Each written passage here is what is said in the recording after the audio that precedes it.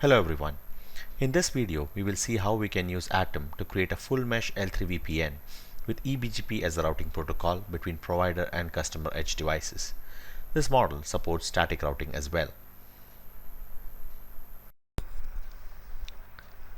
Atom offers predefined service definitions in the form of a profile that one can choose from to create a particular service. A profile captures the commonly used parameters in a service.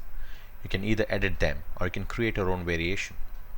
Let us take a look at the service definition for L3VPN service supporting EGBP.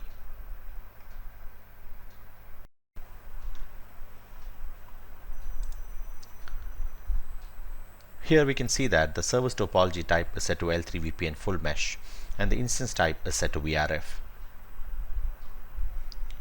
The route target and the route distinguisher is set to autopick and is pointed to a profile in the resource manager under Atom IPAM.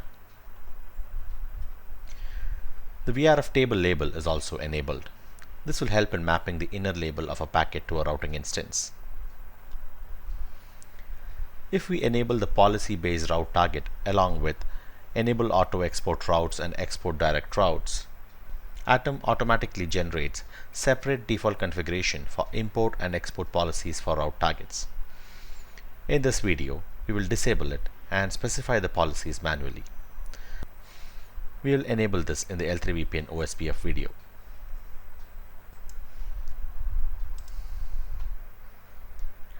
The PECE interconnect has the following settings. The IP format is set to IPv4 and pointed to an IP address pool in the Atom IPAM. The VLAN resource is set to autopick. The routing protocol between PE and CE device is set to BGP static and the rate limiting is enabled as well. Let us now try to create a service.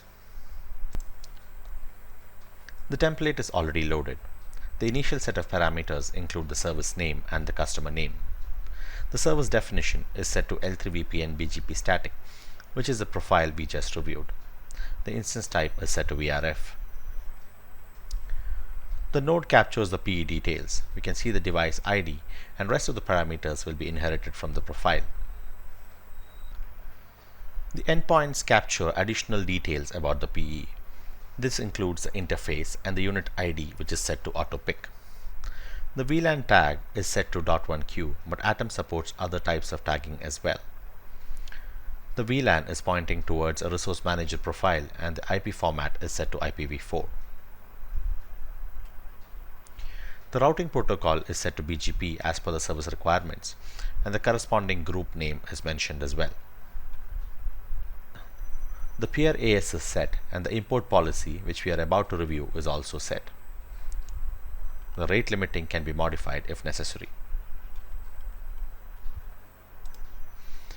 Optionally, we can enable static routes as well.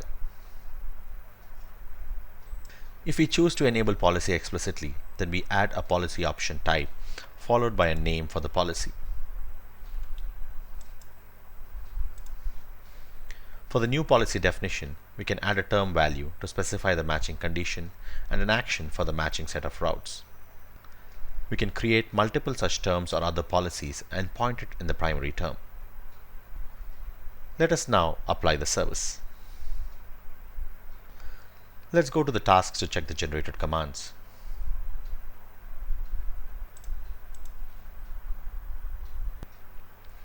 Here we can see the firewall and policy configuration and the interface configuration where the PE side IP is mentioned.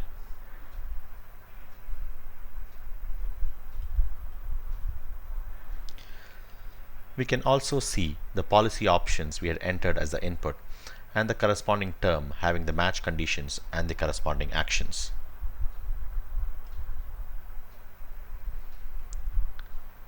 The routing instance configuration captures the route distinguisher and the VRF target values. We can also see the BGP configuration where the policy options have been applied to the group. We can also see the static routing configurations as well.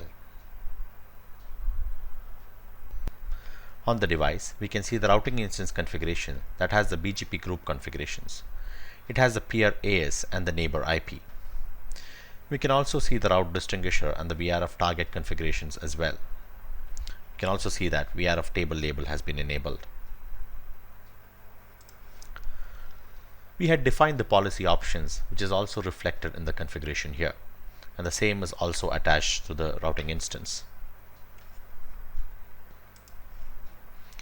The interface configuration has the .1q encapsulation, the firewall and the policy configuration, and it is also linked to the routing instance. Similarly, we can create other nodes as well. Thanks for watching.